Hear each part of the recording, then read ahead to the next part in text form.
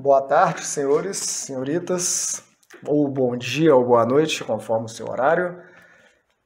Agora, hoje, 29 de abril, aula Geologia Geral Mecânica de Rochas. Terminamos na última aula em permeabilidade e hoje a gente vai entrar na parte de classes de rochas sedimentares. Por que as rochas sedimentares foram divididas em classes? Vamos analisar. Inicialmente, lembrando que rocha sedimentar é uma rocha formada por sedimento que um dia no passado geológico também era rocha. A rocha sofreu intemperismo, erosão, transporte, sedimentação, depois a diagênese, a conversão de sedimento em rocha, ou seja, ela sofreu a litificação, virou pedra. Então a areia virou arenito, o cascalho virou conglomerado, o silt virou siltito ou lamito ou folhelho, a argila virou argilito ou folhelho, ou ritmito. Então são rochas advindas de processos de litificação. Então seriam rochas secundárias em relação às magmáticas, são rochas primárias da cristalização direta do magma. Então eles analisaram, geólogos ao longo do tempo geológico, e acharam interessante que as rochas sedimentares elas apresentavam características bem diferentes umas da outra. Esses exemplos que eu dei, argila virando argilito, silt, siltito, areia, arenito, cascalho, conglomerado, é só uma parte delas.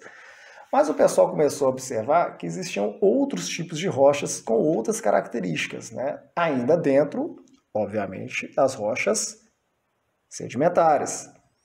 Então vamos lá. Eu separei 6 tipos, no caso, de classe. Esse tipos aí eu coloquei errado, então, senhores. Me desculpem, existem 6 classes, basicamente rochas sedimentares. A primeira que a gente vai estudar agora, que eu vou falar, que é a mais comum, são as siliciclásticas, também conhecidas como dendríticas, também conhecidas como terrígenas. São as mais comuns. Esses exemplos que eu falei, argila virando argilito, cascalho virando conglomerado, etc., etc., são exemplos de rochas siliciclásticas, terrígenas. São rochas que não necessariamente são formadas dentro da água, que é o que a gente vai ver nas químicas mais adiante. Nada impede que esse sedimento, argila, silt, areia, cascalho, seja depositado dentro de um meio aquoso, de um lago, de uma lagoa, de um mar, de um oceano, nada impede. Mas elas também são litificadas em meio aéreo, ou seja, sem a presença de água. O que faz uma rocha sedimentar ser colocada nessa clássica de siliciclásticas? Simplesmente o material que sofreu diagênese ele é terrestre e você enxerga ele. Não é a nível molecular. Você enxerga, nem que seja um grão de argila que você tem que enxergar no microscópio petrográfico, mas você enxerga esse grão. Então, um grão de argila tem 0,001 centímetros de diâmetro, por exemplo, milímetros de diâmetro, por exemplo. Mas no microscópio petrográfico você o enxerga. O cascalho, o matacão, um bloco, ele é do tamanho de uma mesa de um carro, por exemplo, Você o enxerga. Já as rochas químicas que a gente vai ver mais adiante é já a nível molecular. Nós não enxergamos o átomo, a molécula. Mais próximo que se pode chegar é naquele arranjo molecular, naqueles microscópios eletrônicos, aquela tecnologia bem avançada para enxergar, a nível molecular os compostos. Mas nesse caso aqui não. As rochas siliciclásticas você enxerga o sedimento, o grão. Você até pega fisicamente nele. Então são sedimentos, via de regra, terrestres. De minerais silicáticos principalmente. Por que silicáticos? Porque a crosta do planeta é formada 90% de silicatos. Simplesmente por isso, mas não restringe que tenha minerais de outras classes. É claro e evidente que tem. Mas partindo do pressuposto que 90% da crosta é silicática, 90% das rochas siliciclásticas são minerais silicatos. Por isso que chama siliciclásticas, devido ao excesso de sílica. A gente tem, porque os silicatos é a classe mineral mais abundante do planeta Terra. Então são isso, os minerais siliciclásticos. pode sedimentar e sofrer diagênese, tanto em ambientes terrestres, tanto em ambientes marinhos. Existem palavras genéricas para rochas siliciclásticas devido à granulometria, né? Eu falei lá, o cascalho vira conglomerado, mas existe uma palavra genérica, rudito. Se você ouvir essa palavra, é isso.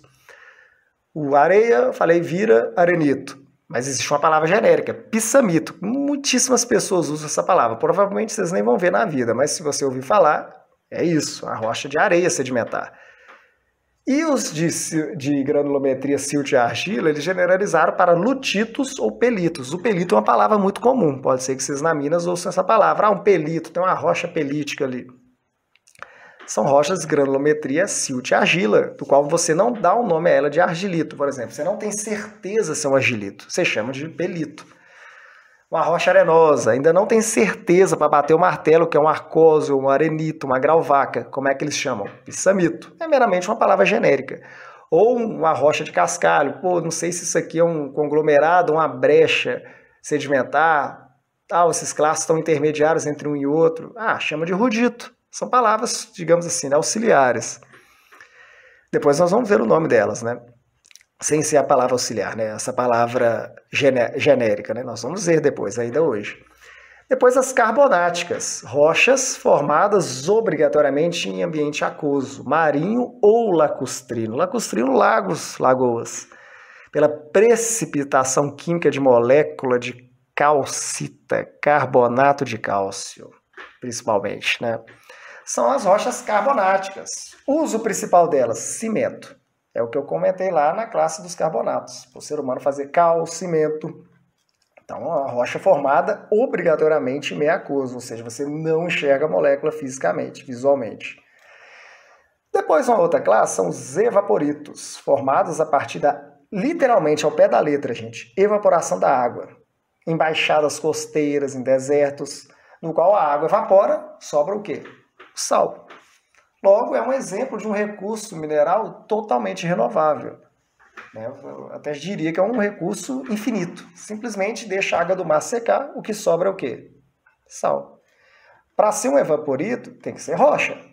O sal poroso assim, desagregado, não é rocha. Então, para ser uma rocha, o sal gema, né, uma rocha evaporítica, ele tem que sofrer o quê? A diagênese, tem que converter esse sedimento em rocha, em camadas mais profundas da crosta. Depois a FFB, formação ferrífera bandada, também conhecido em inglês como BIFs. Quem trabalhar em mina de minério de ferro pode ser que ouça isso, os BIFs, né? As formações ferríferas bandadas. São rochas, mesmo procedimento dos carbonatos, formadas obrigatoriamente em ambiente aquoso. Pode ser marinho ou lacustrino, pela precipitação química, aí já vai ser o quê? Do ferro. E da sílica. A sílica também sofre precipitação química. Não é muito comum, mas em relação aos carbonatos, mas existe também. Depois, as carbonosas. Lembrando, né, as principais jazidas de minério de ferro do mundo são de formações ferríferas bandadas, que são rochas ricas em hematita e magnetita. Agora, rochas carbonosas, formadas pela acumulação e soterramento de matéria orgânica vegetal em excesso, brejo, floresta, mangue. Se esse excesso de matéria orgânica sofrer um soterramento, no tempo geológico vai virar o quê? Rochas carbonosas, ricas em carbono. Não é diferente, é bem diferente de carbonato, que é uma molécula na água. Nesse caso não, é um material físico, real, visível no que sofre compactação e vira uma rocha carbonosa. O que é um exemplo mineral, para mineração, né, de uma rocha carbonosa? O carvão mineral. No sul do Brasil, a gente tem mina, no Rio Grande do Sul, Santa Catarina, Paraná, de carvão mineral. Ele é formado dessa forma. E uma classe muito, muito rara de rochas sedimentares é os fosforitos, baseadas em fósforo também, os minerais fosfáticos, formadas pela precipitação química de fósforo-oxigênio em ambiente marinho raso, principalmente. As rochas fosfáticas são muito raras, mas muito raras. Não é muito comum você ver isso. Mas existem, né, gente? Nós temos que falar. E tem uma outra classezinha, são as rochas silicosas, formadas pela precipitação química, né, em ambiente aquoso, seja lago ou mar, da sílica. Lembra lá nas formações ferríferas, que eu falei que é a precipitação de ferro e sílica? Se for só sílica, vai ser uma rocha silicosa. O sílex, o chert, por exemplo, o jaspe, por exemplo. Se tiver ferro dissolvido na água, vai ser uma formação ferrífera. Para que servem as rochas silicosas? Para nada, né? Para a indústria. Praticamente para nada. Eu não conheço. Já as formações ferríferas bandadas é a roda que move o mundo, né? O minério de ferro. Olha que diferença, né? Basta ter uma entradinha de ferro ali que já vira um minério principal da mineração do homem no mundo. E agora os tipos, né, de rochas sedimentares com a sua classe. Eu fiz aí uma tabela no texto, né, no texto PDF, o nome, a formação dela e a classe da qual ela pertence. Ela, argilito, edificação de solo argiloso, ou seja, de argila, é uma rocha siliciclástica. Siltito, edificação de silt, ou solo siltoso, tanto faz, uma rocha siliciclástica. A arenita é a mais tradicional, a mais interessante, né? A litificação de areia ou de solo arenoso, a classe siliciclástica. Tem o arcósio, que é um arenito rico em minerais de feldespato. Ele tem um tom mais avermelhado do que o arenito. Avermelhado e esbranquiçado. Eles deram o nome de arcósio. Conglomerado ou brecha. Cascalho, gente, de uma maneira bem básica. Grânulo, seixo, pedra de mão, que eles chamam, né? Na engenharia civil, na geologia. Cascalho litificado, classe siliciclástica, variando de grânulo, naquela escala granulométrica, até matacão.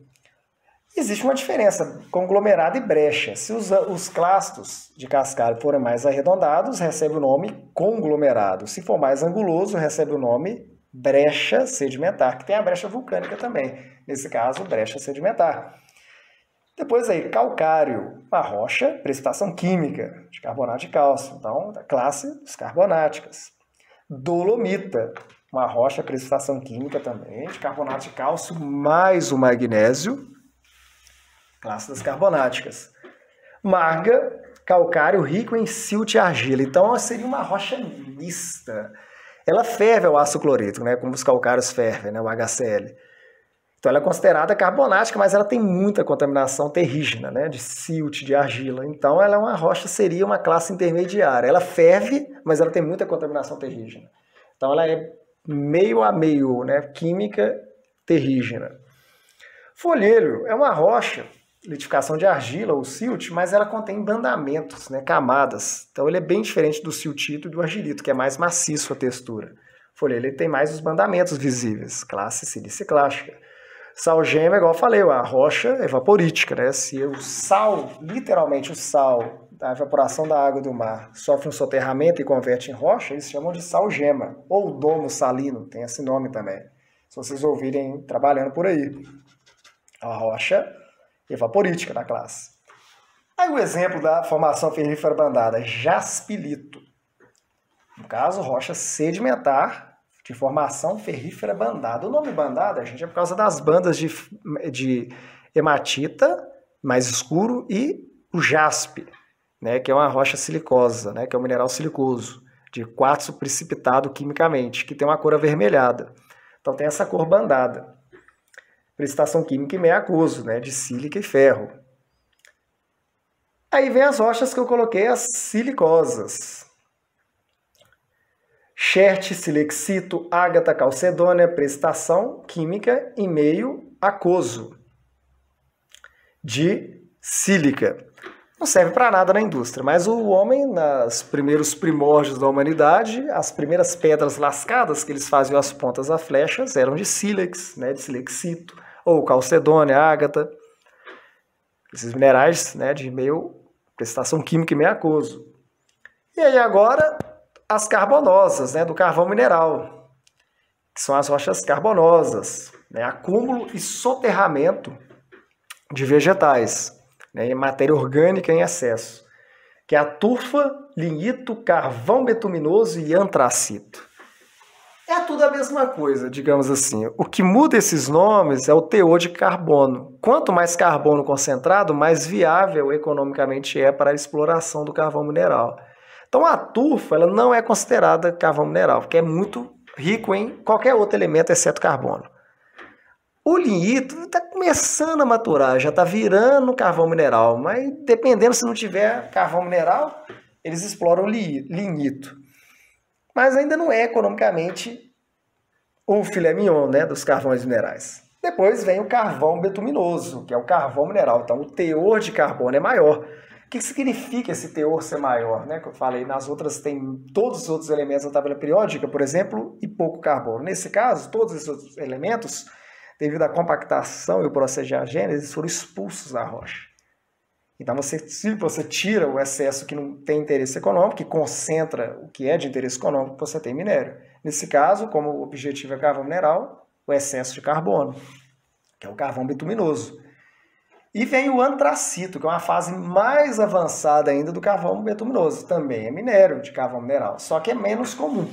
Tem que ter um processo de cozimento, entre aspas, da rocha, de muita pressão, maior temperatura, para poder formar o antracito. Então é mais comum as jazidas do carvão betuminoso e o lignito. A tufa não é considerado minério de carvão mineral. Então é isso, senhores. Né? Eu coloquei essas imagens aí ao longo dessa videoaula para vocês verem